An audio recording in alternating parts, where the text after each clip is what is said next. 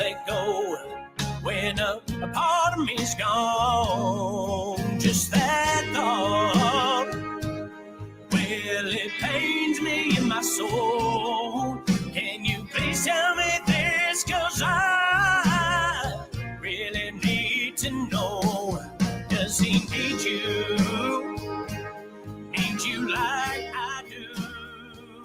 Listen to WeP3 Radio, produced with the partnership of Reads Across America Radio, with the mission to remember the fallen, honor those who have served, and teach future generations the value of freedom, created by the men and women who have served our country. Currently playing on WeP3 Radio, Adam Crabtree, Like I Do. Baby, does he need you?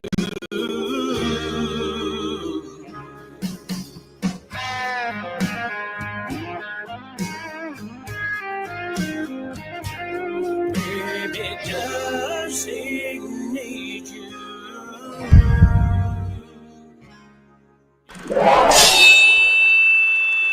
Left, your left, hey. Left, right, your left. You got it.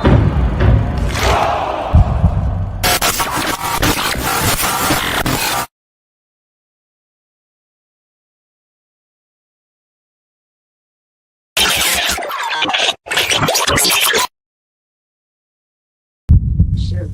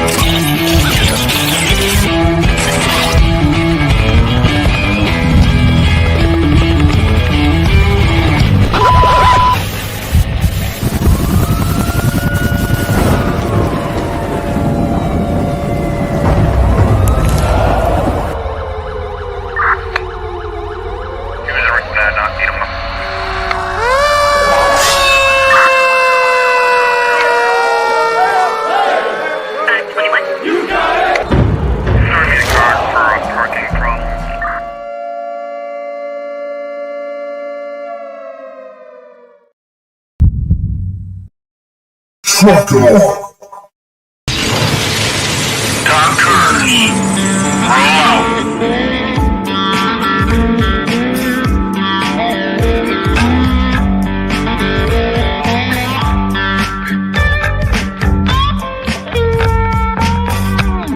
You're watching or listening to We Got Your 6 at 6 Patriot Playtime. We are We the People, the People's Patriot Project.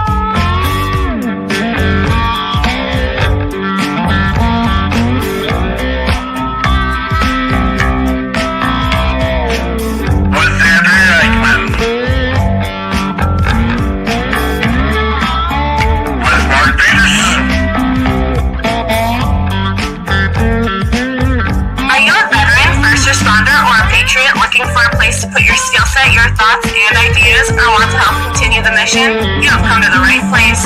We are the People's Patriot Project, and we are the shock and awe when it comes to meeting the needs of our veterans and first responders.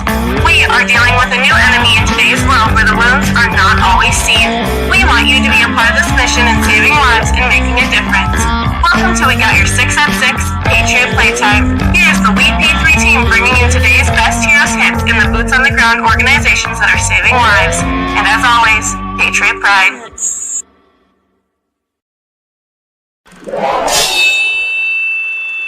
Left, your left, hey. Left, right, your left. You got it.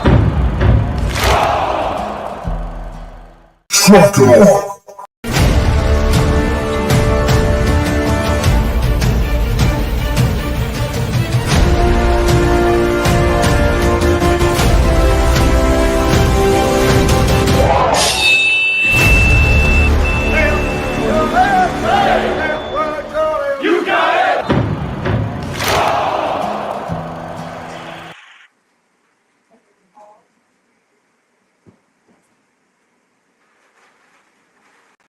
Hey, it's Andrea Eichmann here with the People's Patriot Project.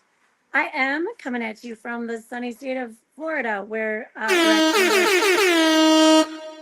actually having a tornado warning right now. So I do want to welcome you to the People's Patriot Project. We got your 6 at 6 show. Normally I can see what's happening in the background and everything that's going on, but I can see nothing because I'm in guest mode today. So let me tell you what, we want to thank our sponsors, which Peterson will tell you their names, or maybe he'll put them on here. But I know we have Derek Iozio in the house, and we thank Derek Iozio for being here every single week. I don't know if Kimmer is in the studio because I can't see. You know what? Maybe I'm going to do this in a minute. What I want to do, though, is tell you that our guests tonight are going to be super exciting. We have got Tommy Richardson. I'm doing this from memory, so thank you. Divine Savagery. He's going to tell us a lot about a lot of different things tonight. And then we have music with 3 beers. Hank Barbe is here tonight. And I'm excited to hear what's new with Hank Barbe. So hang on to your hats. Stick with us.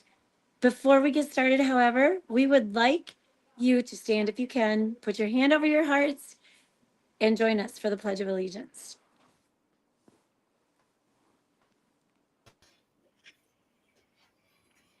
I pledge allegiance to the to the flag flag To the flag of the United States of of the United America States of America, and to the and republic to the republic for which they for stand, which it stands, one nation, one nation, under God, under God, indivisible, indivisible, with liberty and justice for all. justice for all.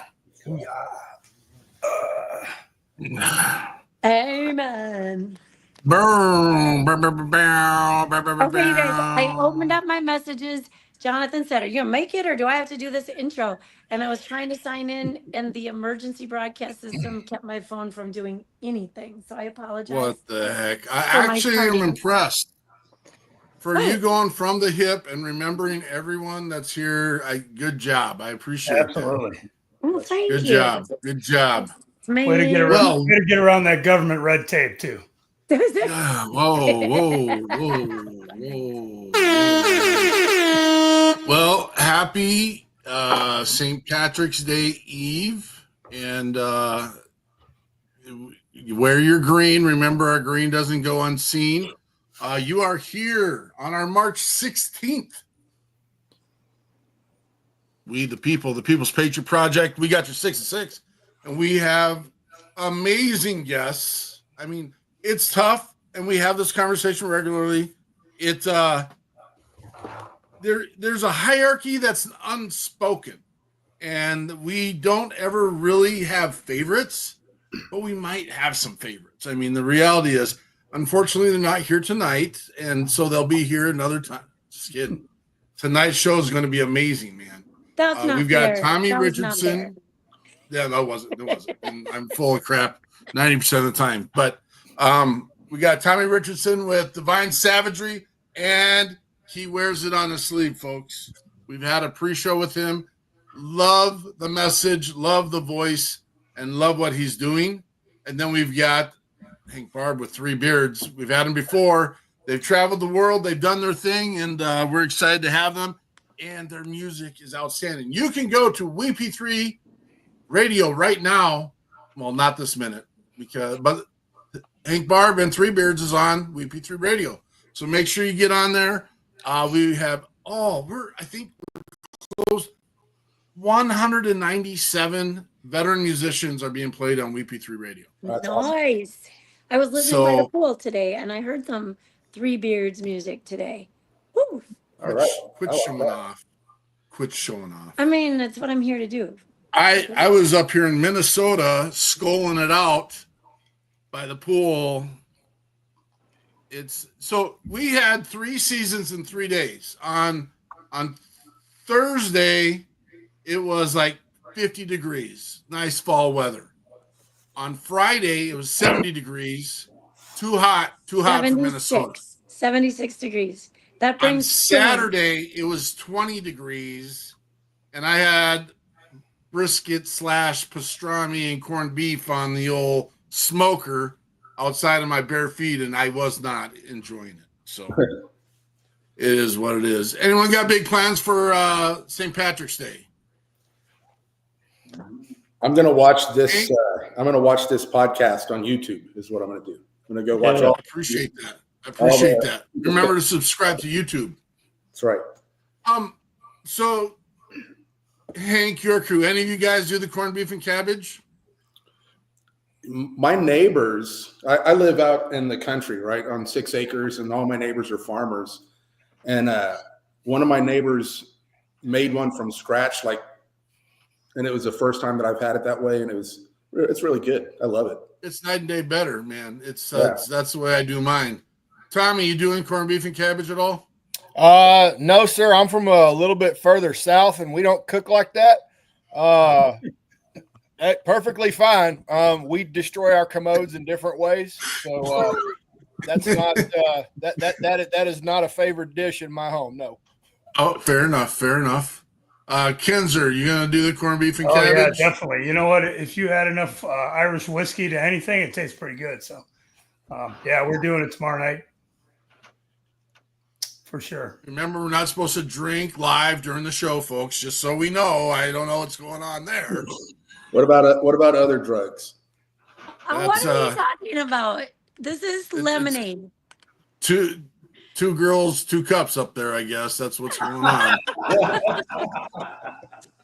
It's a tornado, for Pete's sake. I might die. You got to hunker down. This might be the last one you can drink. Could be the Last Supper, right? If you guys need to cut your camera and Is this explore the remnants of that storm? Stay in life, go ahead and do what you need to do. What did Hank just say? I didn't hear Hank. Andrea, is this the remnants of that storm that just ripped through like St. Louis and Alabama and Mississippi? Is that coming to Florida? I think it was coming like diagonal across the country. Oh, that's great. I left it in Minnesota and came to it in Florida. Great. You heard her. She was laying by the pool all day long. She wasn't paying attention to anything else. Unbelievable. Jonathan, sorry, buddy. Are you going to be doing any corned beef and cabbage stuff? No, I'm on that Tommy Richardson level, man. I choose to destroy my commode in a whole different manner. You know what? You got to have a good pastrami every once in a while. That's the only reason I do it. I make it all from scratch. It's meat. I love meat, and that's how we're going to do it. All right, Jonathan, you ready to do the news, brother? Sure, why not? All right. So March is National Women's History Month, and since 1987, the United States has formally recognized March as National Women's History Month. Every woman has a story to tell and gifts to share with the world, and this month is about honoring magnificent ladies. We are ready to celebrate it. Women's History Month celebrates the often overlooked contributions of women in history, society, and culture. In 2024, the theme was Women Who Advocate for Equity, Diversity, and Inclusion. And the theme for 2025 is Moving Forward Together, Women Educating and Inspiring Generations. This theme highlights the impactful roles women have played in education and leadership, inspiring future generations. We have our own Andrea Eichmann, who is in education. So thank you, Andrea, and all the other women out there inspiring and raising tomorrow's generation, or actually the current generation, tomorrow's leaders. That's what I meant to say. Tomorrow, March 17th, St. Patrick's Day. According to records kept way back in the colonies, first St. Patty's Day parade in America was held in present-day St. Augustine, Florida in 1601.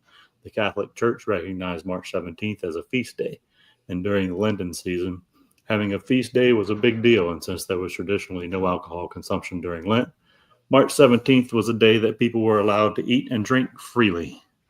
However, it wasn't until the 1970s that an Irish law was changed to allow their pubs to open on St. Patty's Day. In 1962, Chicago would use 60 pounds of dye to become the first city to dye its rivers green.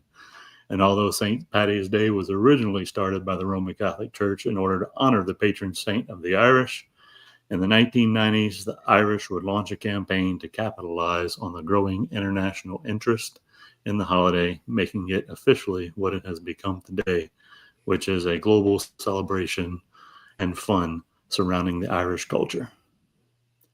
March 18th is National Supreme Sacrifice Day, and it honors those who have made tremendous sacrifices for the sake and the good of others, as well as those who sacrifice their lives every day for us. Take some time to honor someone who gave the ultimate sacrifice. Visit with their families, support them, and other people in uniform who place their lives on the line every day. Visit local memorials and learn names of local heroes. Participate in events around your state, and look for ways to support military and first responders. March 19th, Operation Iraqi Freedom Day. U.S. and coalition forces initiated war in Iraq in 2003. An estimated 4.2 million veterans served in the post 9/11 era. However, there's no official end to the post 9/11 era, so that number changes daily. Since the beginning of the wars in Iraq and Afghanistan, over 1.9 U.S. military personnel have been deployed as a part of OIF or OEF. According to a study that was done by RAND Corporation, the Army has deployed over 1.5 million troop years from September 2001 to December of 2011. And as of that time, roughly 73% of all active duty soldiers has been deployed to a combat zone. March 21st is Rosie the Riveter Day, and it is celebrated to recognize the part that American women played in America's victory in World War II. As the Great War raged on in the early 1940s, all the able-bodied men were drafted to fight, and the women were called upon to support the workforce. The symbolism of Rosie the Riveter stands for the millions of women who left their homes for factories to keep the country's manufacturing processes going. After decades of sustained activism, the U.S. Congress heeded the cause and dedicated March 21st to this cultural icon. There are conflicting reports about the real identity of Rosie the Riveter. The most legitimate claims come from Naomi Parker Fraley, a waitress from California who disclosed the details to People magazine in 2016. 90% of all able-bodied women aged 18 to 40 joined the workforce in 1943. That is an astonishing number. As most of us probably already know, there was a string of terrible weather that crossed the mid-south and the middle of the country over the day yesterday and last night, and some of the scenes coming from this storm front has been pretty horrific. Lots of people misplaced, homes tore up, families that are going to be doing without over the course of the next however long it takes to recover from this tragedy. But just keep those people in your thoughts and prayers. And that is all I have for the news tonight. Thank you, Jonathan. Real quick, Derek Ozio, good to see you, brother. Thanks for dropping in tonight. William Stevens with 1821 Productions. Good to see you, brother. And Amanda Lavera, always awesome to see you. Happy St. Patrick's Day to you. The crew is here. We're live. We're rolling. We're ready to go. We're getting this done. Look at the concern on the ladies' faces. Are they running to shelter? That's what we gotta. They're scared. They're scared. This is the good time right now because one of the things that we do is our call to action. And we ask you to pick up your phone and in your message and in your text threads, type in just thinking about you. We call this check your six. And you are checking, first yourself, making sure you're good. If you need supports, you should be reaching out to the organizations that you are familiar with. If you're not familiar with an organization, reach out to the People's Patriot Project. Reach out to your local vet support officers. We are here to help and support you. The other piece is find 6 people in your contact list and just say, just thinking about you. Sorry, not sorry, folks. This is how we are built. We're built for relationships. We're built to be connected. We know people that need to hear the message. We know people that need to be involved. And this is how we do it. It's not push-ups. It's not ruck marching. It's not a meme. It's proactively getting on your phone and reaching out to your brothers and sisters. We always do ask you. Sorry, got to read notes. We always do ask you to reach out to that one relationship that ended up sideways for whatever reason. It was a dumb reason. I mean, it's all men on here right now, so bros do dumb things to bros, and they cross the line all the time, and we never know when the time is going to be the time that was one too far. We've all got that relationship in our life. Your brain is spinning right now. If you're thinking about a person right now, text. I dare you, challenge you. That's our challenge. Call to action. I challenge you. Reach out to that person and say, hey, I was just thinking. Here's the deal. If they don't get back to you, you know where the line was, man. It is what it is, but you get to be the bigger person in this particular situation. So with that, make a quick adjustment. We'll go here. Oh, no one will see this on the podcast for sure, but this is my, what do you call it? OCD kind of piece. Real quick, let's introduce this guy, Tommy Richardson. Tell us who you are. Tell us what you do, and tell us about your service. Sure, man. Just a lonely little Texan, now living in the state of Virginia, now retired from the military. Did 26, almost 27 years, serving 9.5 in the Marine Corps as an infantryman, and then the back end, another 17 or so in the SEAL teams as a Navy SEAL. Been all over the world three different times, seen a bunch of people, done a bunch of things, had a blast. Don't regret any of it, and absolutely love everything that I've done serving this nation, and am now trying to continue to serve just because that's it's kind of in my blood, and that's what I want to do. So I'm doing that through speaking, doing that through helping people build teams, and I'm helping people try to become better individuals and teammates themselves, whether it be physically, to get them a little bit stronger and help them out with their fitness journey, or if it's just to get their mind right. And I speak to groups, I speak to individuals, and I help train people on a whole bunch of different types of levels. But just try to take everything that I've learned, peel the curtain back a little bit, speak a little truth about it, and use it to hopefully lift somebody up, help them, and then hopefully be appreciative and grateful to all the individuals that have served, are currently serving, and will be of service to this great nation. Well, we appreciate you. So tell us about Divine Savagery. Yeah, man, consulting firm. So I had to figure out I need to do something when I'm going to grow up, right? What the heck am I going to do?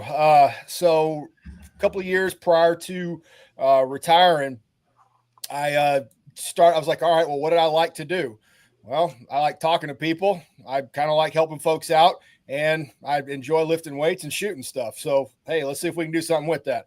So, yeah, man, it started out just like kind of like the movie Predator, where I was, back to back shooting in all different directions, trying to figure out which ones I wanted to go to. And just like in the military, we do things in threes. So came up with 3 pillars for consulting. Like I said, one is speaking, I say motivational, just because if I say discipline, people will think I'm coming out to make them do push-ups or smack them with a ruler or something. But motivation, inspiration, try to get people off their keisters, because some people just don't want to work. They don't have drive, and they're trying to strive to figure out how to find it. So I'm absolutely will help and oblige them, and give them some tips, tactics, techniques, and procedures in order to do that. But and I speak to anybody. I mean, everything from church groups, youth groups, all the way up to professional athletic organizations, man, and all kinds of businesses. Does not matter. My wife tells me I'd talk to a wall if she'd let me. So whatever. But I'll pick it up, I'll lift it up, and I'll inspire a dadgum wall to stand up straighter and taller. I love it.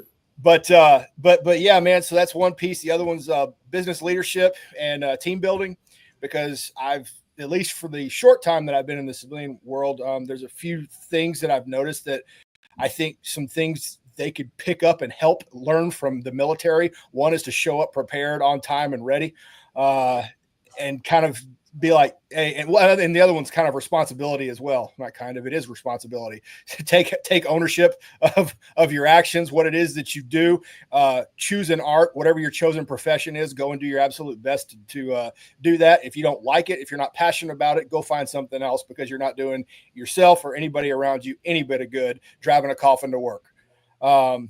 So, and then the other one is wellness, understanding sleep, understanding, physical fitness, and understanding diet, and how those three things tie into your physical self to make you better and the strongest and most optimal version of yourself. So, taking everything that I've learned throughout the military on fitness, on sleep, lack of sleep from every different extreme, and then every different diet known to dadgum man, and going, all right, well, there's a couple things that you can do to actually make yourself better. Nothing draconian, but there's a few little things you can do to make yourself not hurt just as much as you absolutely do right now. And everything could be better. So, and I'd go from every demographic, from young kids learning how to lift, learning how to do whatever it is that they want to go do, whether it be a sport, something like that.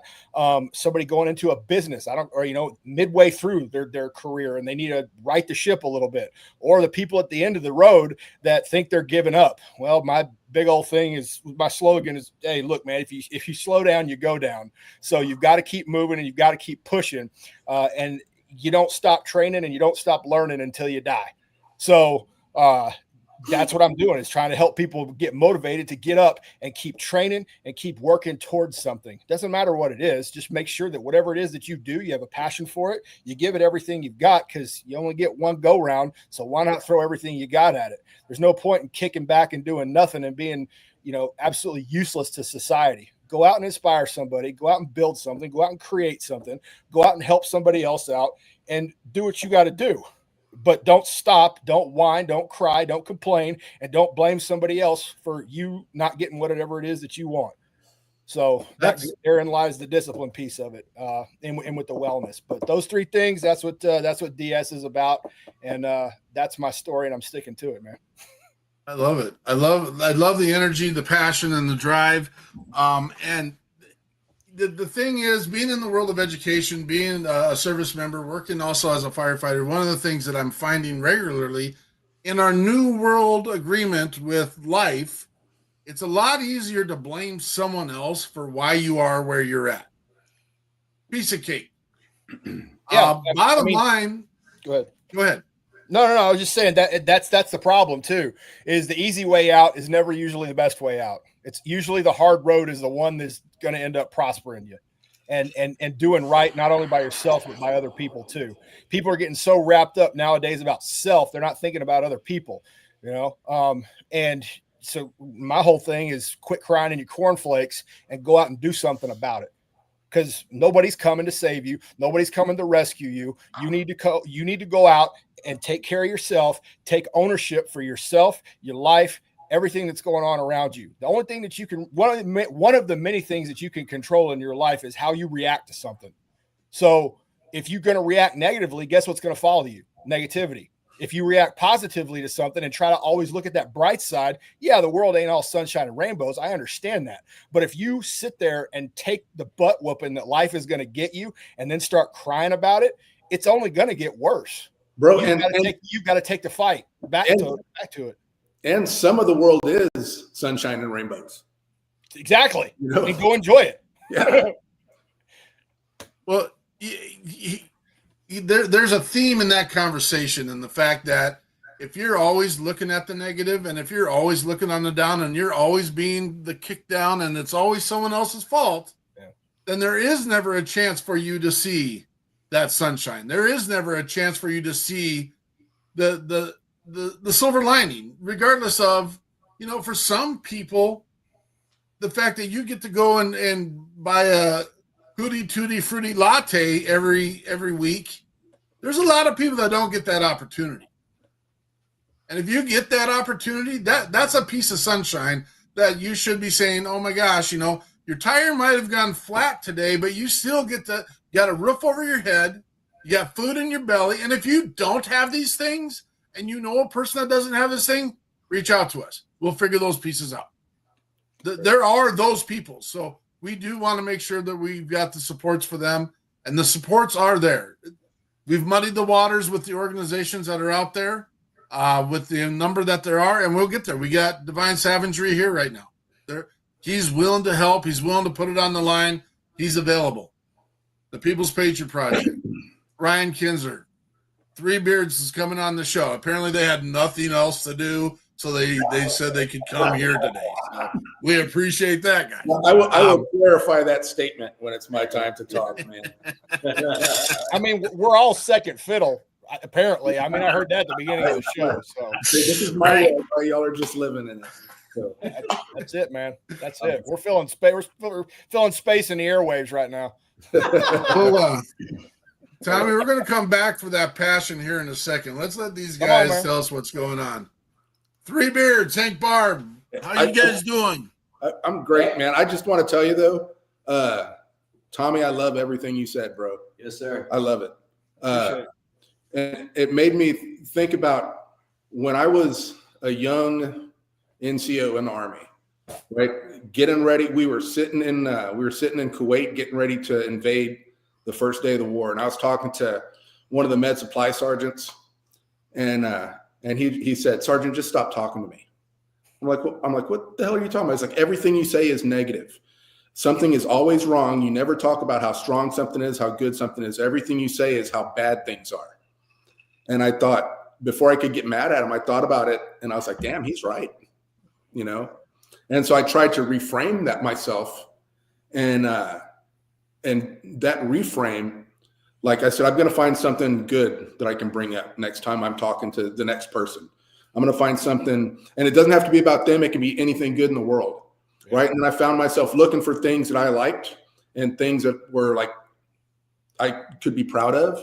Yeah. And the next thing you know, that was all I saw. Right. That attitude's contagious, man. That for both sure. ways.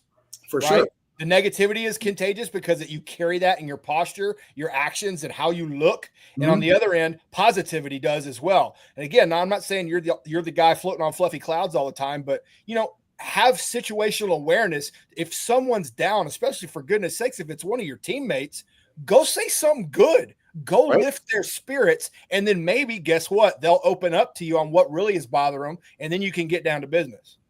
Right on. But anyway, I'm Hank Barbe. I sing in this band, Three Beards. These are my guys. This is Xavier. Jim. This is Jim. Jim's our new guitar player. Easy enough to remember. It's my dad's name too, so I should have spit it out fast. We just recorded a new song. That's I think it's been out about 2 weeks right now. You can hear it on Spotify, Pandora, wherever, right? We also just put out a new music video. So that's out there. We are getting ready to put out new music. I also got hired as a producer and made a partner in our production company. We've got a couple films in post-production. We have a film called Do Good. Well, that's the show called Do Good, and it's basically we're finding areas where it's really hard to be. Right, right after Hurricane Laura hit Lake Charles, we were there. In fact, Chappie, my business partner, he was there when the hurricane was still hitting, and I came up the next day, and we stayed there for like 6 weeks. And we wanted to find the people that were heroes. You've been in situations where something really bad happens, right? And the first responders aren't necessarily the police or the firefighters. The first responders are whoever was right there and saw it happen a lot of times, right? And so we found those people that would step up and be leaders and heroes. And some of it were people that were rescuing the animals and finding ways to save the animals that got abandoned. It could be an old lady who's feeding all the people on her street because nobody has power. You know what I mean? There's always people that are going to step up in bad situations and fix it. Right? What Mr. Rogers called them, the fixers, right? Find those people. they're out there, and you'll be able to find them fast because a lot of people aren't. And so you see the people that go towards it, right? But that's what our show Do Good is about. We also went and filmed in Ukraine and spent a bunch of time up front. We spent time up on the front line, went on fire missions against the Russians, and we stayed in the hotel that got bombed right after we left. And then we came home, and we've got a beautiful film that's in post-production right now that's celebrating the war correspondents. It's called Chasing Fire, and what we did was we found this hotel that all the combat war correspondents were embedded in, and we talked to them, did interviews. We went out with them when they took pictures. We went out with a lady named Carol, and was the first, I think the first female 2-time Pulitzer Prize winner photographer, and the first 4-time anything Pulitzer Prize winner. And she was just Carol. We were taking her out, getting pictures and having beers with her when we got back to the hotel. And they blew up the hotel. And when they blew it up, the first thing was our fixers sent us video of the people fighting the fire. It was tragic. Anyway, that's me. I'm Hank. Man, I sing in a band. I love it. Thanks for being here. You guys ready to roll with the song? Yeah, you guys. Sure. Yeah. We'll play one. This one is on our record called Blood Makes the Grass Grow. And the story behind this song. Marine Corps special. Hell yeah. Yeah, so I was a Marine for 4 years also. Nice. And then I left the Marine Corps to go into the Army to go to jump school because I didn't want to go to be a SEAL because it looked hard and I'm lazy. And I also didn't want to go do Anglico, which was the only other way to get jump wings, right, without going force recon. And like I said, I'm lazy. And so the Army's like, well, we'll send you to jump school and you can be a medic. And I thought, oh, hospitals, girls, hell yeah. Next thing you know, 82nd Airborne Division, Airborne Infantry, I'm on the line, right? So, yeah, living the dream. That old story. But this song is called Captain Jack. And when we were in the studio, I didn't have the words written. And my drummer is a retired sergeant first class. And he's like, just sing a cadence, just sing a cadence. And so it started as a cadence and it kind of became this. So hope you dig it. Hope I don't mess it up. You guys ready? Words. 1,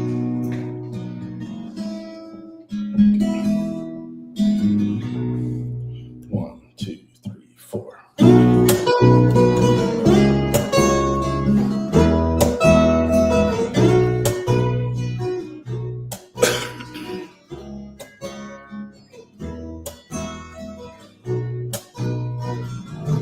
Hey, Captain Jack, meet me down by the railroad tracks with a bottle in your hand. Wanna be drinking, man. Whoa, whoa, whoa, oh, whoa, whoa, whoa, whoa, whoa, oh. Hey, Captain Jack, gonna fall and I can't go back. I know it's hard to understand. I'm not built for running, man. Whoa, whoa, whoa, whoa, whoa, whoa, oh, whoa, whoa, whoa, whoa, whoa, whoa, oh.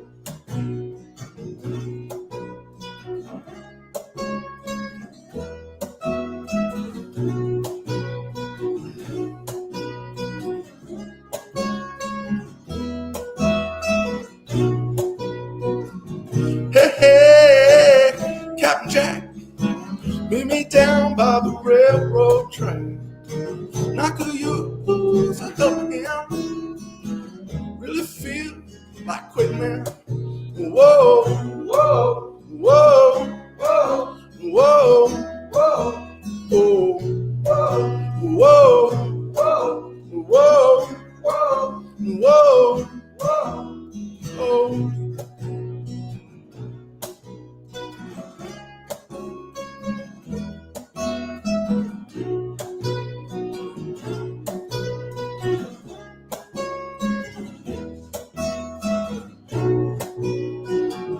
Hey, hey, Captain Jack, meet me down by the railroad tracks with a pistol in your hand. Really feel like diamond. Whoa, whoa, whoa, whoa, whoa, whoa, whoa, whoa, whoa, whoa, whoa, whoa, whoa. Hey, hey, hey. Hey, hey, hey.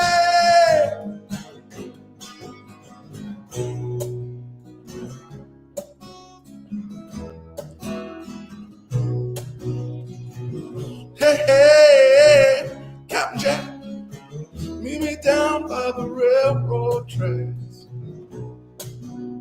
Thank you.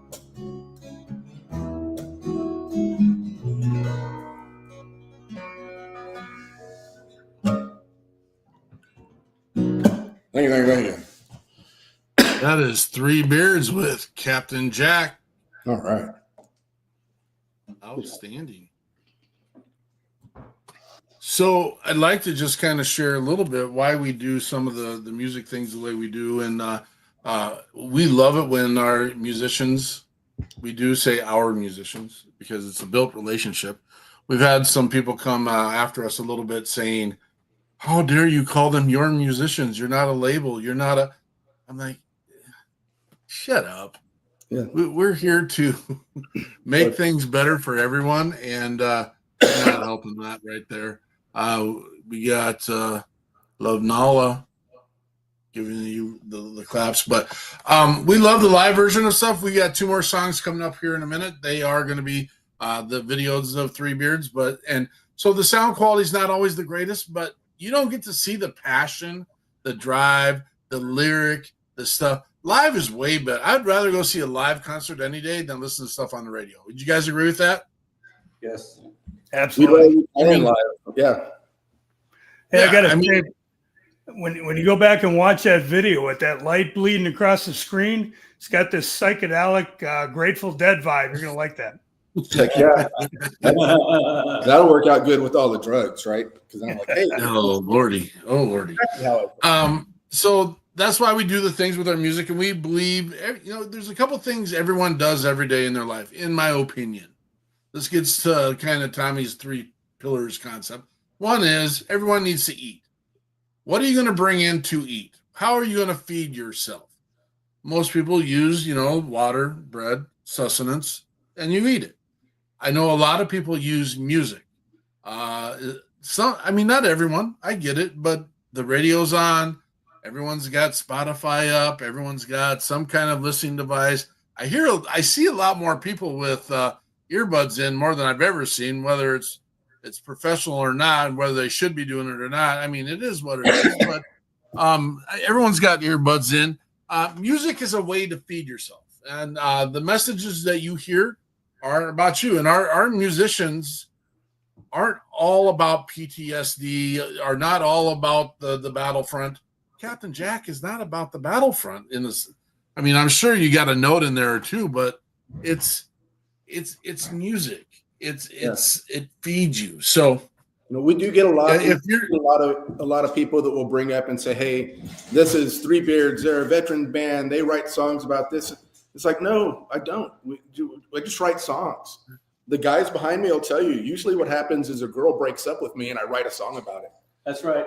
Oh, Taylor Swift. You're the guy version of Taylor Swift is what you are. And say it's like the guy version with the bigger beard. Taylor might be able to give him a run for his money. I don't know. I'm not being nice to Taylor, but so some people might. Mr. Cornwell, good to see you. Thank you for your service out there in Wyoming. Thanks for keeping them all safe, brother.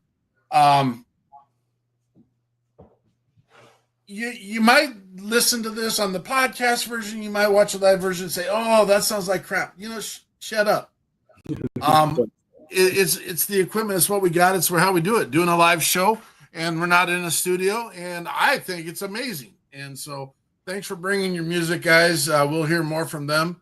Mr. Kinzer, I'm throwing you under the bus because I didn't really slot you. You want to share your story and what you got going on? Yeah, absolutely. Yeah, I know I haven't been around for a while. So my title, captain, I was enlisted in the Navy. I was a chief, so I'm a nautical captain now. So I use Captain Brian. Nice. But I'm kind of in the health and wellness side of the sandbox myself. We've got an opportunity, a store online that has some really good choices, healthy choices, chemical-free choices. And so we kind of steer people towards that and put them in front of good options and let them make the decisions for themselves. And then on top of that, we help support the People's Patriot Project when folks come through and do that through this forum. So, it's a win-win. We're trying to help people, get them on the better side of their health, and we're trying to support the People's Patriot Project all at the same time. We appreciate you, brother. Thanks for all the things you do. And thanks for being here tonight. Happy to be here. Tommy Richardson, what are you working on right now, brother?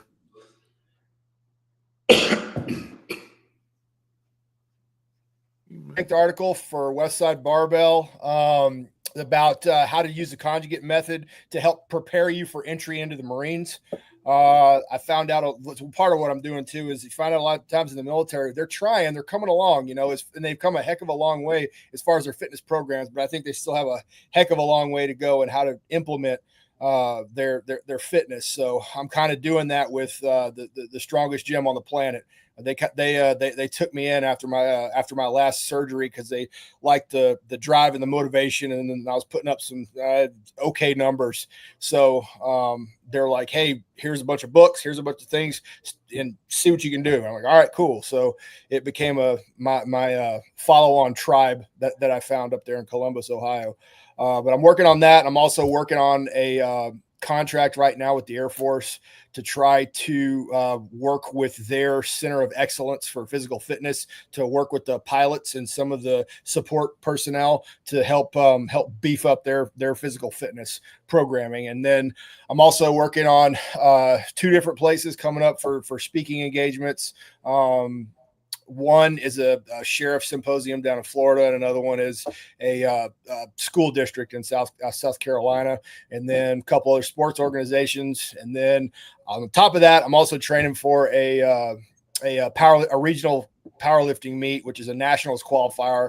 And I've got 2 great sponsors, Fire Ice Frogs and Cordo Chiropractic, that are helping me get that way. So I'm kind of going all over the place, man. Oh, and I'm also working on a master's degree from Texas A&M. So, that's bad. Wow. Hey, so are you going when you go to South Carolina? You said you're working with some schools. Are you working with some football strength programs? I would love to. Haven't yet. I know a couple guys that are head coaches down there. So let me know. I'm happy to go help tune them up, man.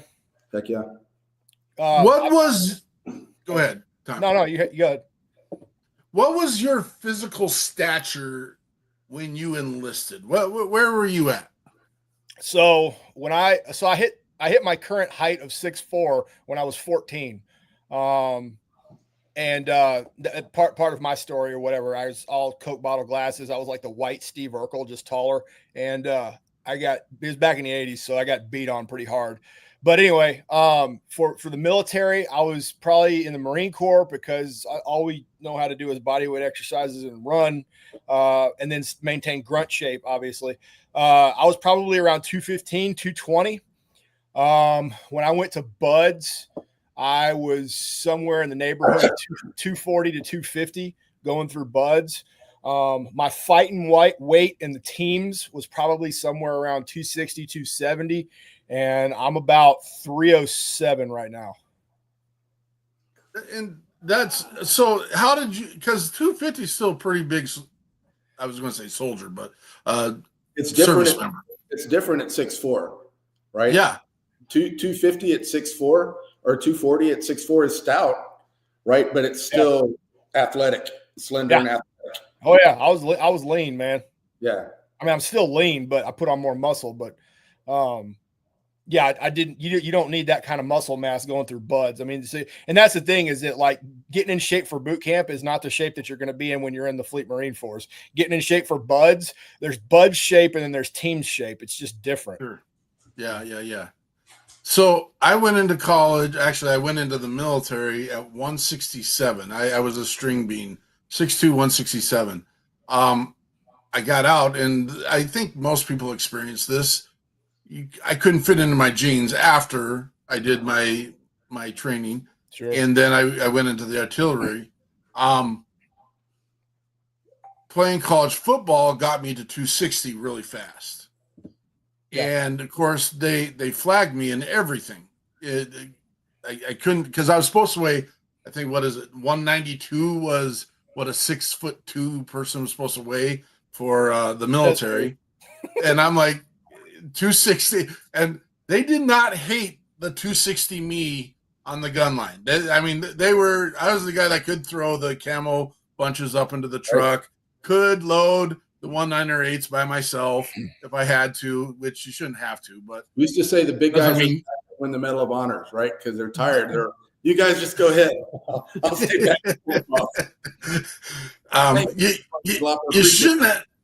You shouldn't have to load the 198 by yourself, but why shouldn't you? That's the other thing. I mean, that's something you should show everyone you can do.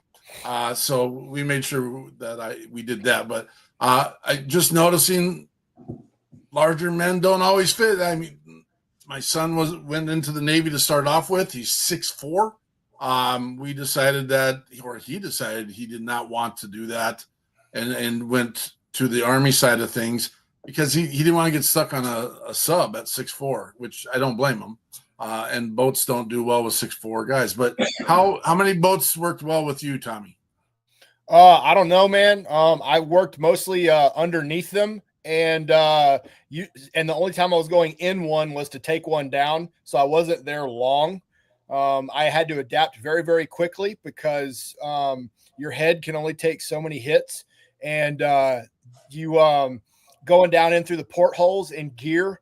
It does not bode well for larger guys throughout the little chambers and everything. There's not a lot of movement going on, so it's good to sometimes get the smaller guys to, like, I'll go up do the hook and climb and then set security or whatever, and then have the little guys go do the flow through the cabin, or else I'll find myself in the back of the train. Because the thing is that it's a matter of survivability. It's like, hey, look, if you're this big, you have a purpose, but your purpose is not good in every mission. Just like I don't want a skinny guy in every mission, right? And that's the cool part about the teams is that it's literally a box of chocolates of people, the way that they're sized and shaped and their wonderful talents and things. It's a very, very, very eclectic group. And the cool part about it is that we task organize to our strengths, and that's how you attack a problem, which obviously translates very, very well over into, the real world too, is that I'm going to put my best people that are the right job, that they're very, very good at it. That's going to be my team. And then I'm going to send them in to do whatever that job is, but I'm going to task organize to the job. It's not going to be the same every time. Have any of you, just not talking to Tommy, had the opportunity to be on a nuke? To say again? Be on a nuke on a sub. Only under one. I had a dear friend. He's the best man at my wedding. He ran a nuke, and he got me in there, whether I should be allowed there or not. He's not with us any longer, so go get him. But those guys go under the water for a year in those ships.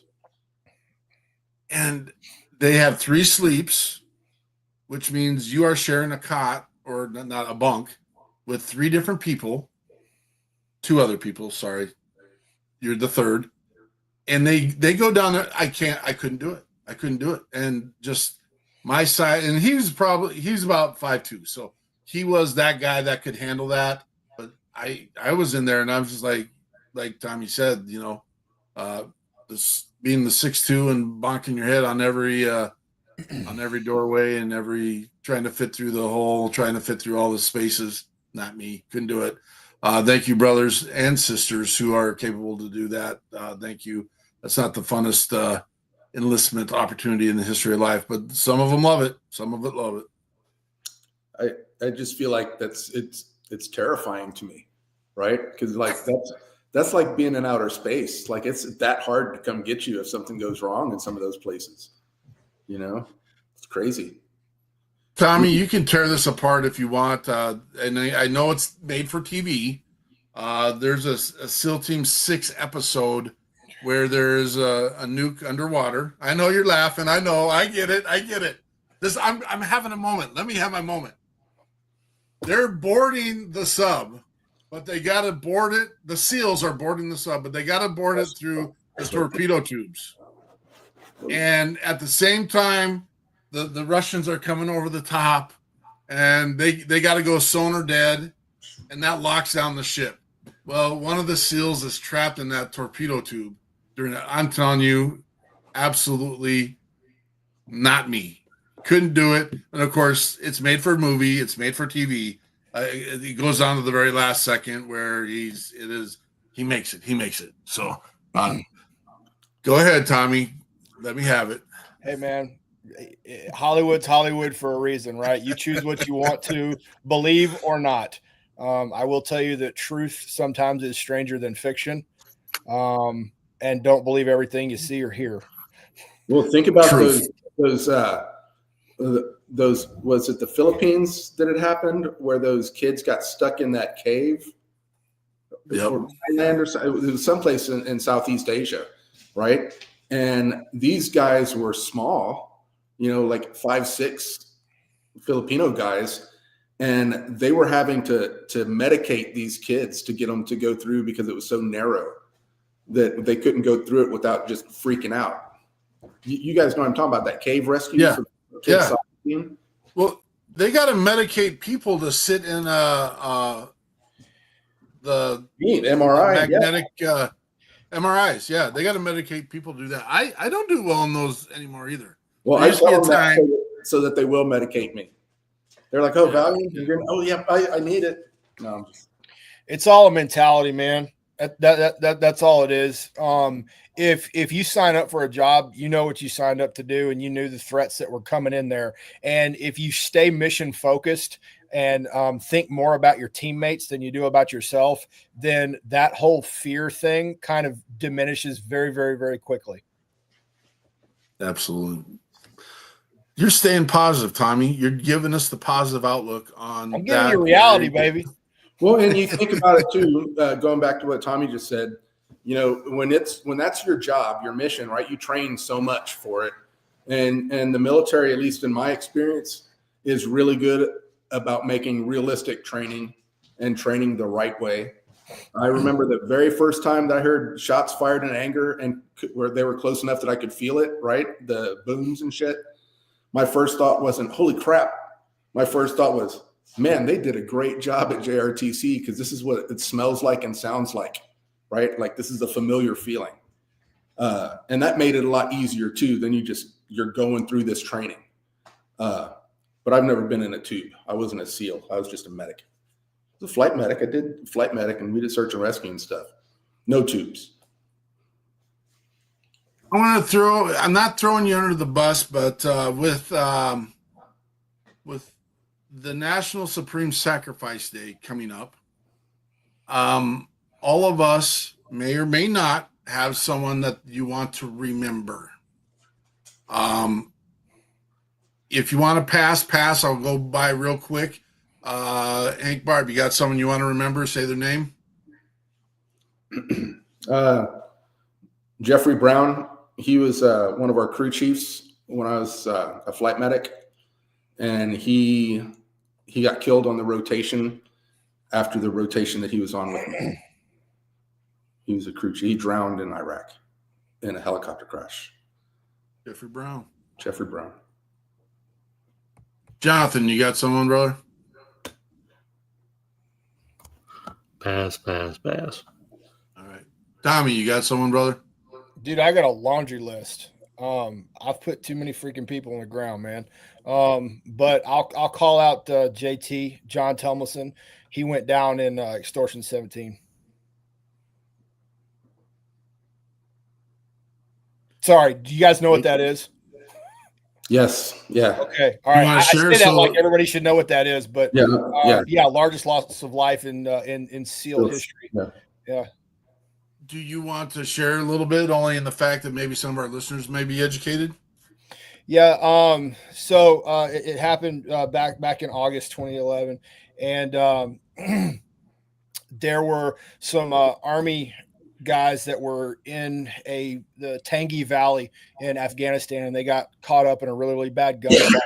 And there was a crew of individuals from one of the teams in Jalal bin Jabad, and they said, "Hey, these guys are in trouble. They got nobody to go get them.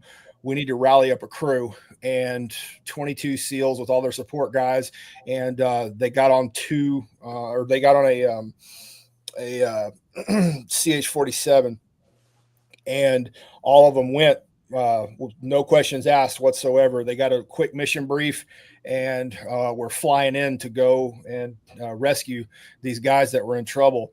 And it was a massive valley, and there was only one way in, one way out, and they did all the analysis. And the pilot, I mean, there was literally no other way he could have gone in, but it was a cesspool for Taliban activity. And one of them came out of the caves that was just on line with the helicopter, and came back and launched an RPG right at the back end of it. And the bird went down smoking. Right. Say again? Yeah. They had the door was open when they shot it. Right. Yeah, absolutely. But it hit the tail, went in a spin. It hit, rolled, explosion, caught fire. ISR overhead saw some of the smoking bodies come crawling out just before they died. And then, they every last one of them lost their life that day. And I was about 50 miles south of that crash site when it went down. And we were one of the first teams to get the list of names. And JT was staying on a real good buddy of mine who was on another team. He was staying on his couch back at the house. But great guy. Dude had a heart of gold, man. Could always put a smile on your face. The guy was never in a bad mood.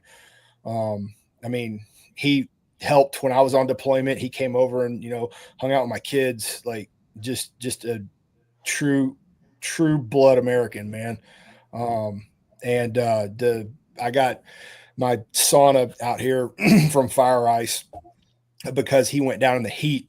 They dedicated that to him, and I've got his big old placard with his name on it. But yeah, to JT and his family, never forget you guys. Jay Tolmanson, thank you. Sorry, man. Captain Brian. Yeah, I got a guy named Earl Wagger comes to mind. We called him Mega. He took a shift for me. We swapped shifts. We were flying MH-53s in the Gulf, and he was out on my shift.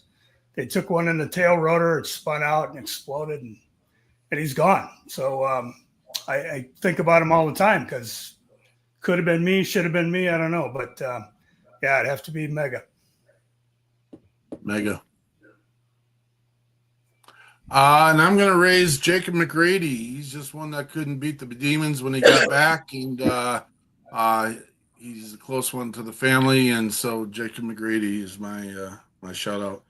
Take time. Remember the families. Be with the families. Contact the families. I know it hurts. It brings up a memory. It brings up thoughts. But I personally believe and know that if people would reach out to me in regards to the people that I've lost, it's good to remember. It is good to remember, and it's good to honor them. So,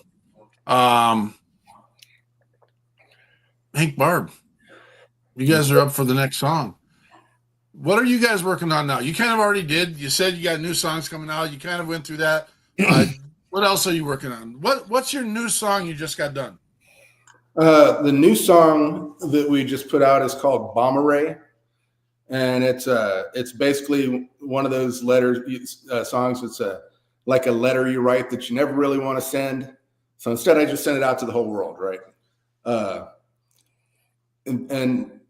But we also just released a music video for our song Driven,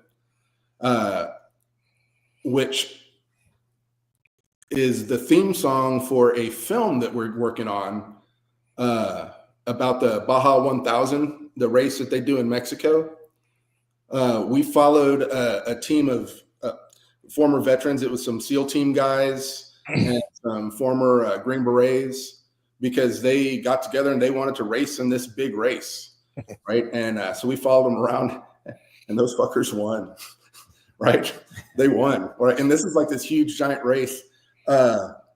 So that's sort of in motion and got pushed back up into post-production, working on that. And so now that song, the theme song, is starting to get a bunch of attention again.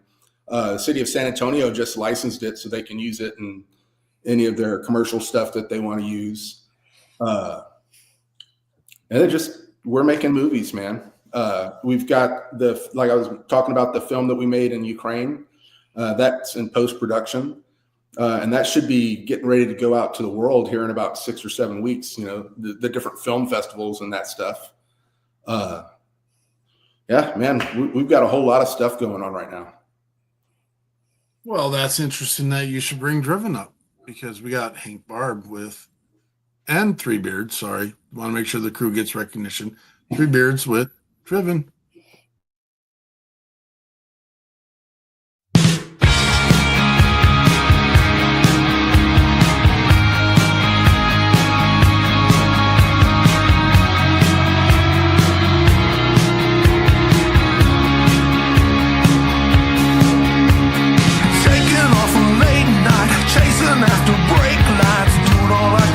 Just to find a little daylight. Oh, oh, oh, oh.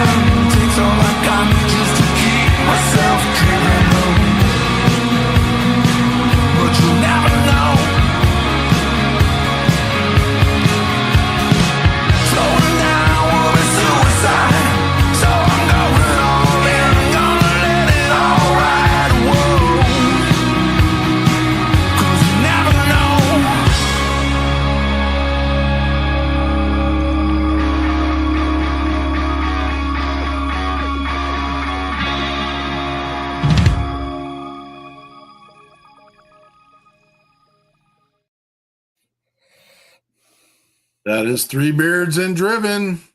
I like that song, man. Thank you. You like that song. You should like that song. Yeah, that was good. I watched an interview one time with Phil Lynott. He's the guy, the Thin Lizzy, you know. And the lady asked him, "What's your favorite song?" And he said, "Well, hopefully the next one." And so that's how I am. Hopefully the next one. That's what's it like?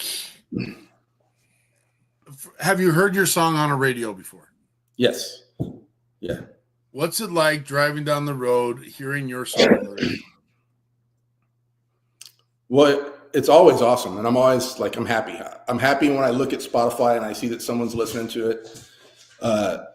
When I hear it on the radio, the last time I heard it on the radio, I was in Kentucky, and I had done a radio interview with those guys the day before, and we had a show in Atlanta the next day. And I'm poor, and no one can believe me that I'm poor. Like, this stuff all costs money. Running a business costs money. Having guys that got skill costs money, right? So he's all, "Oh, Hank was in here the other day on the radio. He's on an airplane for a show in Atlanta." And they played one of my songs, and I'm driving in my car, all poor. Like, no, I'm not on an airplane. Yeah. I think I was 39 the time I had a song on the radio.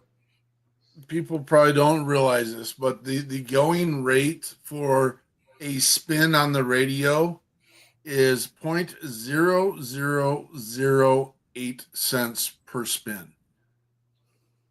So I do get royalties though, and it's usually I'll get between $10 and $13 every 3 to 6 weeks. I'll get a okay account. So people are listening, just not enough to make me any money. Because we'll get you. Again, if you get the chance during the week and you have a problem finding it, we can get the link in there, Jonathan, please. If you need something to listen to and you're tired of hearing the same song every hour on the hour, great musicians, great stuff coming out of Nashville and coming out of Austin, great material. But if you want something different and unique and as good, if not better, than the things that you hear on the radio, check out WeP3 Radio. You can Google it, WeP3 Radio. It comes up. It's the first thing you'll see. Jonathan's putting it in the links right now. You put it in there, and it is veteran-only played content. And again, that doesn't mean it's machine guns and Army cadences or service cadences. It is Three Beards and the stuff you're hearing tonight, and almost 200 other musicians across our country who didn't go from high school and play their music, which isn't a bad thing. Everyone has choices, but these men and women went and served their country minimum of 4 years, and then turned around and came back and started somewhat of a music career. Some of them might have been in music beforehand too. I mean, if you think about this, Elvis Presley, whether he wanted to go or not, was a service member and a musician. His career was much well on its way before he went into the Army. Johnny Cash. I auditioned for a band as a tuba player and didn't make it. That's truth. Okay. All right. Tons of musicians out there. And again, if you are an organization, a boots on the ground organization helping and supporting veterans and first responders, and you do your annual events, reach out to us and we can hook you up with any one of the 200 musicians. It is good to also support your local musicians. And if you have those relationships, do that. We completely get it. But if you're telling me you're helping support veterans and first responders, then you should be supporting your veteran and first responder musicians. That's my take. Tommy Richardson, what's the next big thing for you, brother? This meet coming up, man. Prepping for this meet. So we'll see how it goes, man. See if we can't get a ticket to go to nationals. Tell me what your expertise. I'm trying to get him moved over. Sorry, guys, it's not sliding for me. It tried to. Oh, sorry, you won't see it on the podcast. People are hearing Tommy talking about working out and seeing my fat ass in here and go, "What the hell is this guy talking about?" What just happened? But your mouth's not moving, right? And everybody's confused. This is ridiculous. This is the funniest version of Hollywood Squares, I tell you. I know, right? I get it. People, what's going on? Tell me what your like. So you're going to this meet. What's your skill? What are you lifting? I used to compete strong. I do strongman, but I got put into. I'm into powerlifting now. One, because of the system that I'm using through West Side and trying to use that to help as many people as possible. But at the same time, I'm doing to my capability, man. I got my shoulder got blown out in a overseas deployment, man, on the Arabian Peninsula. And I can't do anything overhead pressing anymore. I only got so much range of motion. So I can't put my arm in a normal position to get in there for the squat. I have to squat in this funky like iron cross position, which isn't legal in competition. So I only do push pull meets. So bench and deadlift are mine right now. All right. What's your personal best for bench? 5'10". Holy crap, man. That's pretty good. I'm getting there. I played football in college. I was an outside linebacker, strong safety. Yeah. And I remember when I got my personal best, right? It was 255, and I was stoked. And I was all excited. And one of the coaches said, "Hey, don't worry about it. You're just a freshman." And I was like, oh, "Come on, man. Just getting started, bud. That's it."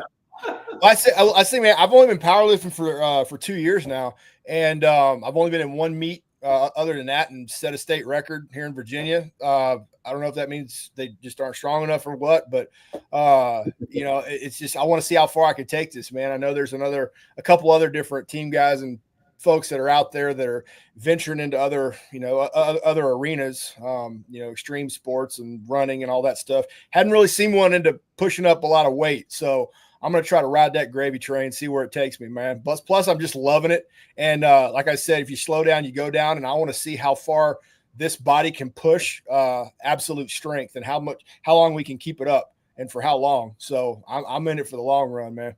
And you've already got 27 years of service, huh? Yeah. And that's service with static line jumps and free fall jumps, all that. Yep. Damn, man. Yeah. I mean, I could say just over 10 deployments, 7 of them combat. Yeah, man, all kinds of jump school. I've been blown up, cut up, shot up. I mean, I've had 3 shoulder surgeries in one. I've had knee surgery. I've had brain surgery. I mean, it's just one of those things where it's just I'm too dumb to quit. So I just want to show people that no matter what you got going on, you got a beat left in your heart and breath left in your lungs. You still got something else to give. So, I wish you got a hold of me 8 years ago, bro, because I'm a polytrauma guy too. Yeah. And my response to being hurt was just being mad that I was hurt. Yeah, right. That's the worst thing. And finally, once I got out of it, now I'm just now getting back to where I'm able to do stuff normal again. Right. Yeah. So yeah, people need to hear what you're talking about. Yeah. And that's kind of where I got it from too, is it's just like, look, man, you don't have an excuse to quit. You don't. I mean, if it ain't for you, it's for somebody. It should be for somebody else, because somebody else, I don't care who you are, is dependent on you, and you should give them your best. And that's where the whole introspection, like I said, a lot of people focus on self. You focus on building yourself for others. I feel like it's a lot more beneficial. But at the same time, it's one of those things where it's like, I want to know what my limits are and if I have them. And in the journey in and of itself, like I have no end state. It's just a straight journey, which is fantastic because it's a lifelong thing of even if I reach, absolute strength of whatever it is for me, then now it's all right. Well, how long is that sustainable? And right now, taking the DEXA scans, my bone density is, usually on average 3 times thicker than a normal person's, right? Just because I've been doing strength training, and it's that heavy weight. And what are the killers, right? Silent killers are your heart and your skeleton. Well, if you do the right kind of cardio and you treat yourself right, food wise, your heart's going to be okay. Well, how do you increase bone density? The only way that you can do that is through resistance training, through the microfractures that happen in the bones whenever you start lifting within that 80 to 90% and above your capability range. Well, now it's like, okay, cool. Let's build that even higher. Let's see where we can go. And even if that gives metrics, and if I die in the process, whatever, at least I had a fun time doing it. Let's see what the human body is really, really capable of. And that's where I came up with my big challenge to myself post brain surgery, man. I saw all the people with the chainsaw or axe wound, in their head, and everybody, hunched over, feeling sorry for themselves, just in a bad mood or whatever. My whole thing is that I'm coming out better. So, I got out of surgery. It's a big, long story, man. But when I got out, the doc said I could only lift 5 pounds. And I got a picture of me, doing an incline bench because I had to stay at a 30 to 40 degree angle because of the fluids in my brain. I couldn't sleep flat for like 3 weeks or whatever. Right. Anyway, yeah, man, it's like I had to come up with a challenge for myself. It helped push me, helped keep me going, man. And I said, all right, within 1 year of brain surgery, because I ain't never heard nobody else do it. Like I said, green crayons are tasty. I'm not the smartest person, but still, I said within 1 year, I'm going to go from benching 5 pounds to 500. And I did it in 362 days post brain surgery. That's amazing, right? But you're very motivated, right? Yeah. And you personally, you remind me of another one of my friends, and he's a Green Beret, right? He has that same, motivated, right? And it's easy to be disciplined when you're motivated, right? But what if you're not really motivated, right? Because what's the saying? If you're not motivated, you need to be disciplined. Well, that's the thing, is motivation's fleeting. Discipline's the only thing that's going to carry you across the goal line, right? You have to have a reason to get up and kick yourself out of bed every daggone morning. And you do that through developing a routine. And through that routine comes discipline, right? And if you drive towards something you're passionate about, you're going to go even further. But there's the basics that you have to do every single morning. You have to get out of bed. You force yourself to, go brush your teeth and make your bed and then go make breakfast. Whatever your morning routine is, you have your routine. But the big thing is, if you don't develop one, discipline starts with routine building, because that's what we are. It's the same way of how do you get through Hell Week? Well, dude, I had a broken pelvis all through Hell Week, and I got through Hell Week. Why? I took it meal to meal. That was it. I know that something is going to happen between meals, but I know that 4 times a day there is going to be food. And at the end of 5.5 days of food, I'm going to be done with this. So it's just of how can you mentally you frame it, figure it out and frame the problem. And you take it off at little baby steps. If I sat there and looked at the end of, oh my gosh, end of brain surgery or end of Hell Week or whatever it is, and that's all I was focused on, never would have made it. It's understanding, yes, that's the goal. Now what we're going to do is come up with a plan of action and milestones and come up with little things, little bitty victories along the way. So that way you can go, hey, I made it to this one. Yay, much rejoicing, right? Measurable goals, right? Yeah. Small, attainable goals. And then that'll get you eventually to your bigger goal. But the funny thing is, man, is that within that, you have to enjoy the pain and enjoy the now. Because if you don't, it's going to be gone and you're never going to have it. And the thing is, you're going to keep looking. Yes, you're supposed to keep looking for the next thing.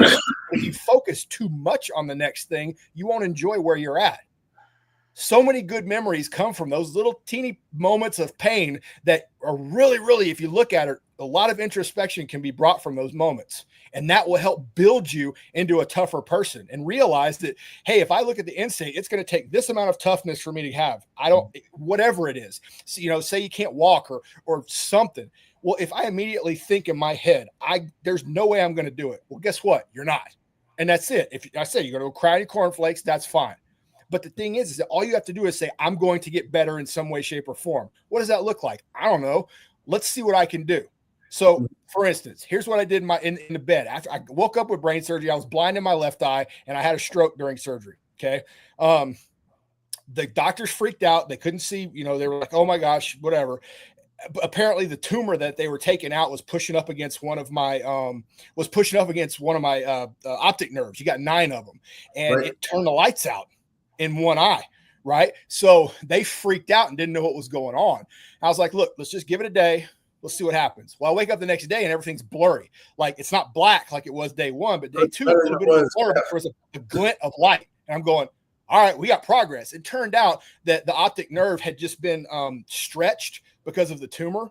And then it just was taking time to grow back and get where it needed to be. Because they were like, oh, you're going to have double vision and there, all this other stuff. Didn't have double vision. None of that stuff happened. Everything was fine. Right. But I took it baby step at a time. And then I was like, okay, now I have to move my toes. Now I have to move this, make sure everything's good. So now it's like, all right, well, what are the other problems? Well, problems that could arrive while you're in bed. A clot.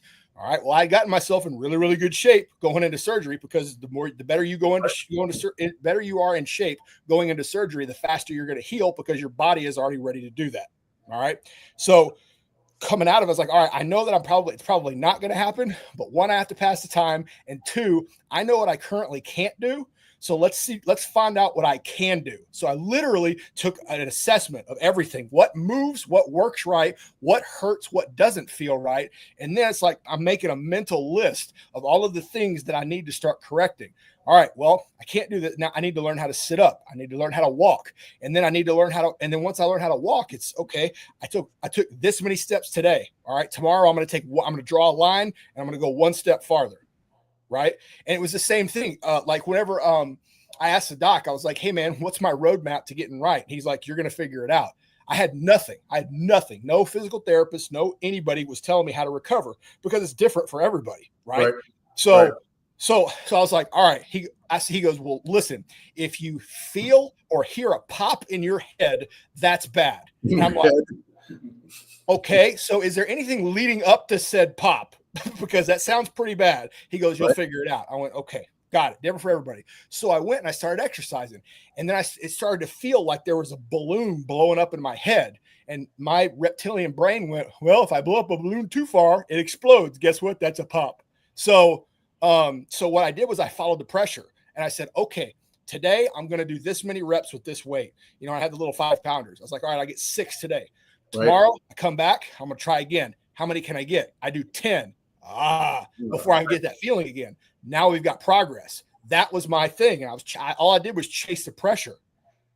And it took me 14 weeks and 2 days to get back in the same shape. And I have it all written down in what I call a road to strength, day by day, what worked, what didn't, where the pressure came, to give a roadmap to the docs.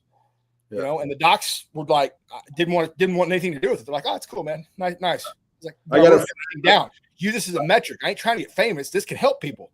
This can show. Now, granted, it's probably a little extreme, because I was doing like flutter kicks in my bed, and it was funny. Whole story is hilarious, but yeah, man, it was just one of those things where it's just like, you can't give up. The minute you start to cave in your heart or in your head, that's when everything's going to start going sideways. So it's find those little mini goals, create that victory for yourself, that mini micro victory, and then go, hey, and then make the next one and jump to that one, and then enjoy it.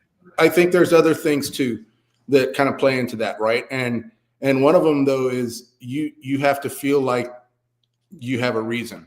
Sure. Right? And my trauma, and this is out there. We did a video about it. My trauma was because I tried to hurt myself. Sure. I broke my neck. I broke my shoulder. I broke my hip. I was in a coma for days. Right.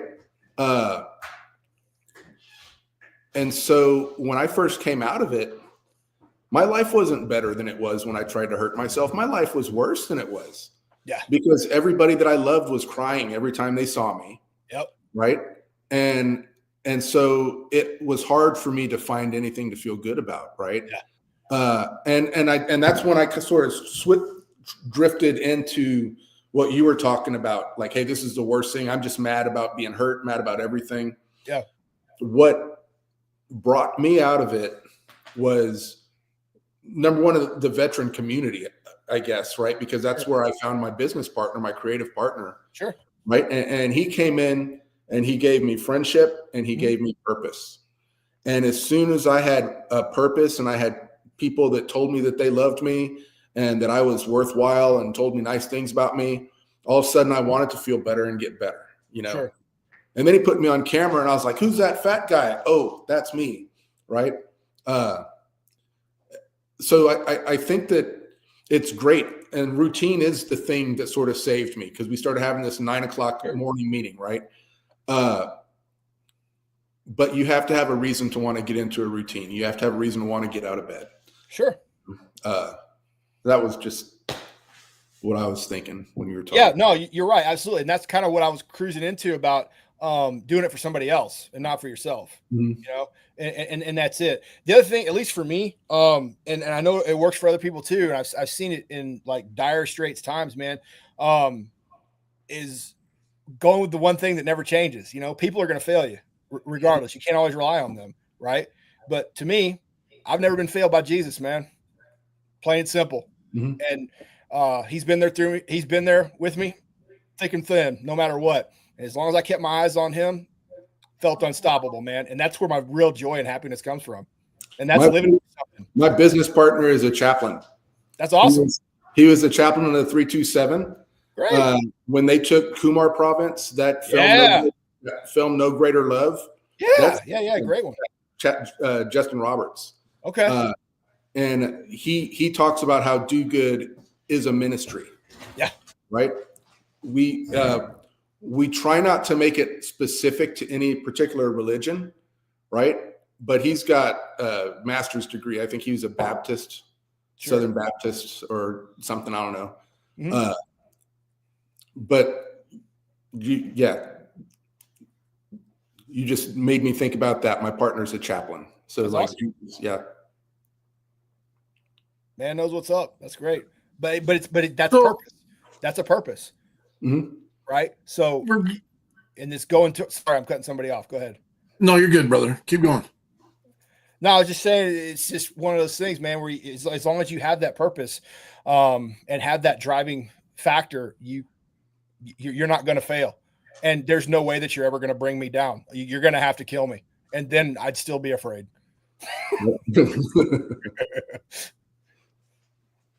So there's no doubt that I'm hearing some themes and some messages here. And Tommy, you're self-motivated. You figured this out for yourself. You knew that you just couldn't lay up. You had some goals. You were going to work to those goals. Hank found himself in the same situation. Didn't want to necessarily. His support group and people came to his rescue, came to his space and said, hey, there is a value in you. We want this to continue. Your relationship's important to us. How do we reach the ones that are sitting on their couch? They're not self-motivated. They don't have the peer support that many of us have. How do we find them? How do we get them? Should it be our concern? Should we care? These are my real questions. What do we need to do, Tommy? Well, I mean, it's to me, again, it all boils down to purpose, right? Those people that are sitting there, why are they alive? What's the point of living? Right. And if it's for people, great. You're probably going to be disappointed because people are going to fail you, man. But if it's for, and I found that a lot of people, once they start focusing inward on self, that's where failure starts to happen. But once you start focusing your efforts on other people, like for me, you say I'm self-motivated. Well, maybe, but at the same time, it's like, I'm not going back to my wife and kids a failure. And I'm not, period. And I want to be able to show them that, just like with anybody else, that I'm not stopping. I'm not there, and there's nothing that's going to stop me, period. It doesn't matter what kind of hardships coming my way. I'm going to have a smile on my face, and I'm going to be driving straight towards whatever the problem is, period. Move to the sound of the guns, bro. That's it. That's it. But I mean, again, it's different strokes, right? So some people move to the sound of gunfire, and some people, cringe. Some people freeze. It's whatever. But the thing is that you have to find a reason to get off the couch. That's different for absolutely anyone. And I think a lot of times, if you have identified those individuals, go get them. and talk to them and listen. Don't, and it's just think of it as yourself, right? Because everybody has a low time. Like I remember when I had shoulder surgery, dude. I remember staring into a 2-pound bag of Sour Patch Kids, going, I was just depressed, sitting there just crushing them, you know. And I looked down, I looked myself in the mirror, and I was just disgusted. And it's finally got that Holy Spirit went, get off your butt, you're a bum, get up and move, and that worked for me. But it's just one of those things where you got to listen first. You got two ears, you got one mouth. That's a ratio. You listen twice as much as you talk. So you go in and say, look, I'm here and I'm not leaving until you tell me what's going on. If it's that type of situation, right? It depends on the individual. But if you know somebody like that, they're going through something hard. A lot of times they just want somebody to talk to. Mm-hmm. And if you just go in there and just start, yakking about nothing, then maybe the conversation will come around to whatever's really hitting them. Because you got to set set the environment to be comfortable enough to where they're willing to share whatever's going on. Because if they're just sitting on their couch, they're probably in a really dark place and they don't know how to get out of it. Yep. And maybe it's you talking about yours, and maybe it's a relationship. It's knowing the situation and understanding the individual, right? Because if I go in like a drill instructor barking at them, that's going to immediately shut most people down, because they don't know how to deal with that. And it doesn't do any good anyways. But if you come at someone kind, gentle, compassionate, understanding, and willing to listen and patient, then you got nowhere but good places to go, right? Because that's just being a good friend, being a good bro, being a good whatever. And then that can lead into once they're willing to, they see that you're willing to hear them, they will then be willing to hear you. And then you can grab them by the hand and go, I'm going to take your path with you and I'll help you with the first steps. Some may not need it, some may. But if you're going to commit to something like that, you best commit to something like that. Yep. And I guess it's my turn. I'll say exactly what Tommy said. You've got to go get them. And that goes back to what you said at the beginning of the thing. Hey, call your people, reach out to your people. If you know that somebody's struggling, then it's your responsibility to go and figure out why they're struggling, right? That's like, if you can help somebody and it's not going to hurt you, like don't burn down your house to keep your friends warm, but if you can help somebody, you find out that they're struggling, help them. You have to reach out to them. If you know that they're there, go get them. I mean, it's a story of the Good Samaritan, right? It doesn't matter who they are. It doesn't matter what creed or whatever it is that they come from. If there's somebody that's hurting, and like I said, it depends on your personality too. But if you're that, that protector, or you have that in you, which I would recommend that everybody should, especially if you're a man, go be someone that's going to go help somebody else. Because like I said, that's going to do that stuff. Yes, it may drain you, but at the same time, it's going to help fill something up inside you that needed filling up. It feels good to do good, right? Yep. Yeah. And you should. The basis of the People's Patriot Project was built on the concept that it made me feel good to help other people. Right. Period. It's therapeutic to me. And I selfishly do this because I get, we talked pre-show with Tommy. You want to know where pause came from? Pause came from when we get to travel the country and go see other organizations doing the job and see other musicians doing their job. I'm not a huggy guy. Lies. That's not. I don't buy that for a second. I don't buy that for a second. I like my space. Your hat in the beginning said you weren't. I like my space. But the fact that we can get to a space and have a commonality through service and know that I have a relationship without really building that relationship. Granted, this is kind of the whole feeding piece of it. If you miss your team, join your team. If you miss your people, join your people. Get hold of your people. And yes, the little turd that would mess up every single thing that's part of the team. And when you lose them, the part of your team is still missing. And so, hey, I was that guy. I was that guy Okay. in my unit, right? Because he'll tell you, if you go to the Navy SEALs, and every one of those guys is a stud, right? It's like if you're one of the Marine Corps body bearers, all those guys are studs. When I went to the 82nd Airborne, one of the 325, all of those guys were physical studs, right? And so I'm running and scoring a 250 on my PT test, and I'm the worst one in the world, and I'm catching shit for it. We had a reunion about 6 months ago, and nobody cared what my PT test was. Everybody was happy to see everybody, you know? Even a building can rot from the inside. You see what I'm saying? Mm-hmm. Right? Yep. You can be this big, strong, awesome looking stature and be mildewing from the inside out. There could be termites. There could be something that's catastrophic, man. Just because you're lean, mean, and killing machine, all that good stuff or whatever. That's cool on the outside, but I'm more concerned about what's going on in between the ears and what's going on in the chest cavity. That matters more to me, because that's the individual that I want on my team, because I can train a monkey to do freaking Ironman competitions, man. But I can't train heart and I can't train toughness. Yeah. So, and I mean, like I said, the teammate, what do I want in a teammate? I want him to show up. I want him to show up on time, and I want him to show up knowing his job, know your skills, know exactly what it is that you want. And then I got to be able to trust you. Yeah. And now you've got to be able to not quit. Are you going to go to the depths that I'm going to go? That's the one cool thing I'll say about buds and about guys and teams. You know, all the other stuff, whatever. I know for a fact that I know if that dude has a bird on his chest, that I can go back to back in a house with that guy, and I don't have to worry about what's going on behind me. Right. Right. Yeah. Hank, what do you guys think about this stuff?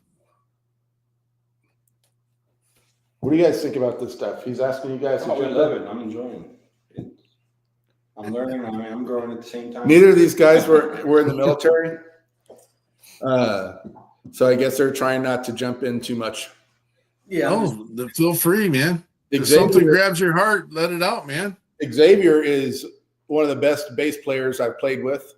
And, one of the things I like about him is he's dependable, right? He shows up, he's good, and he sings great, and people like him. I took him to one of the first shows we played was in Lake Charles. And, I'm the singer. I look weird, right? I'm the one jumping around. And when I went down there, all everybody said was, man, that new bass player you got's pretty good. That new bass player you got's pretty good. And I'm like, hey, man, I'm Hank Barbe. Look at me. So, and then Jim just played his first show with us in Washington, D.C. We went and played a show. It was actually in Virginia, right? It was Alexandria, technically. But, we snuck into AUSA in D.C. while we were there. And he's a great guitar player. He's a lead guitar player, been doing it a long time.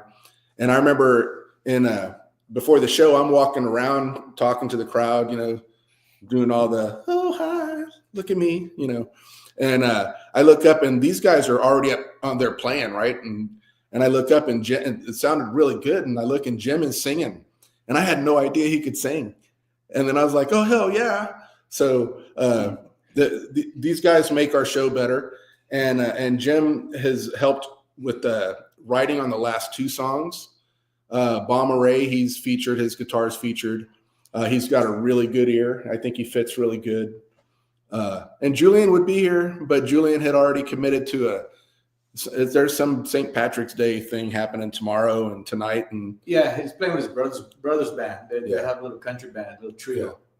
Him and his two brothers. So he could make it. And they have a little bit of radio presence too. Yeah. But I always tell them it doesn't count because it's country radio. I'm just kidding. We are so blessed by our guests and the conversation, the real conversation. If you know someone that needs support and you don't have the kahunas to do it, reach out to us. We'll kick that door down. You can't be afraid of someone not being there. If if you are afraid, and I know I've heard this conversation before, if you are afraid you're going to lose somebody, ignoring the situation is not going to help that situation. Someone's got to knock on that door. And if it's not going to be you, reach out to us. We're at that space, man, where we need to kind of shut her down. Andrea's probably she gets to cut the podcast. And she doesn't like it when she's got to do the 2-hour podcast. Do you have to play another one of the songs? So what we'll do is we will close with one of the other songs. Is that all right, Hank? That's fine, as long as Tommy doesn't have anything else he needs to get out before the end of the show. I'm just here yakking, man, having a good time. Hey, me too, bro. It's good hanging out. We're going to do that thing right now. And usually during the show, there is some kind of thought. There's a concept, a theme, a drive, a relationship is built. For Andrea's purpose, I think the name of this show should be called Purpose. It was kind of the theme of everything that was kind of summating together. And purpose is, we like to talk about the version of us tomorrow should be better than the version of us today. Be better. Be better is where we want to be. And you do that because of purpose. What is your purpose? Jonathan, what are your final thoughts, brother? Microphone. I'd like to speak and be heard for once. Well, you got to take it off mute for that. No, I've been at a sort of a crossroads in life, and I think tonight's episode was pretty much on par for what I needed moving forward. So I'd like to thank Tommy and the Three Beards group for being here tonight and feeding my soul with a little bit of something I needed to hear. So I wrote something down the other day. It says progress don't happen in the planning stages. So you got to get up, you got to step out, you got to do something. There has to be forward progress and movement. Don't let planning become the hill that you die on. And tonight, listening to everything I just wrote down, I think the best results you can hope for lie in the path through the toughest challenges. And again, you can sit here and try and figure out the best way to attack something. And planning does have its spaces, but if you get too comfortable living in that planning stage, you can. For me personally, I sort of find myself now stuck in a spot where I know I need to move forward, but I'm kind of struggling to get out there and put myself out there a little bit. So don't get stuck. And I like what you said about motivation is fleeting. The discipline is the key to success. I think purpose is a really great title for the show tonight. I guess I'll do this since Andrea isn't on with us, but make sure you join us next week on the 23rd at 1800 Central Standard Time. We'll have Aaron Moraine with Vets, VETZ LLC, and Glenn Baker bringing us some music. And also tomorrow at 4:30, we'll be doing our debrief, which is where we talk about things moving forward with the People's Patriot Project. So hope to see y'all then. Tommy, final thoughts, brother. Well, what I'm going to say is too that 80-20 solution for getting out of the planning.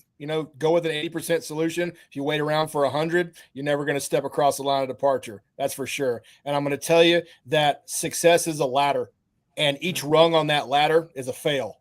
So you have to crawl up each fail to end up getting to that success. So even if you come across hardship, that just means you're heading the right direction. Keep pushing and drive on. You'll make it. Thanks for being here, Tommy. Thanks for having me. Hank and crew. I just feel like everything, that Jonathan just said and everything that Tommy said was exactly what I needed to hear. Some of that stuff I'm guilty of, and I'm grateful that I was here to hear that from them. I needed it. Yes. I am honored again, the proud papa moments that I get to experience, because of We Got Your 6 at 6 and the other missions that we're doing with our Lighten the Load program that we have. Just absolutely blown away. And Jonathan has honored one of my quotes, and he says it regularly, and I just it's a proud moment. If you take 10 steps forward and you end up taking 7 steps back, you still got progress. Mm-hmm. I didn't realize when I said it, probably 2 years ago, that novel idea is that it's quotable. It makes sense. That there's so many times 100% perfection. It's attainable, but it shouldn't be the focus. It's not the goal. The mission of the People's Patriot Project there's not a destination. There's not a cross line we get across and say, yay, we won.